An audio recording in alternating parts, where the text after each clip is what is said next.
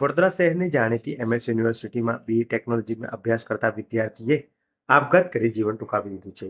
વિદ્યાર્થીઓ હોસ્ટેલમાં આપઘાત કરતા ચકચાર મચી ગઈ છે. સમગ્ર મામલાની જાણ થતાં પોલીસનો કાફલો ઘટના સ્થળે પહોંચ્યો હતો. શહેરની એમએસ યુનિવર્સિટીમાં બીટેકના બીજા વર્ષમાં અભ્યાસ કરતા અભિષેક મિશ્રા નામના વિદ્યાર્થીએ આપઘાત કરી લીધાની માહિતી સામે આવી છે. વિશ્વેશ્વરાય હોસ્ટેલમાં મૃત હાલતમાં મળી આવ્યો હતો. ઘટનાની જાણ થતાં પોલીસ કાફલો ઘટના સ્થળે પહોંચ્યો અને મૃતદેહને હોસ્પિટલ પોસ્ટમોર્ટમ ખાતે ખસેડવામાં આવ્યો હતો.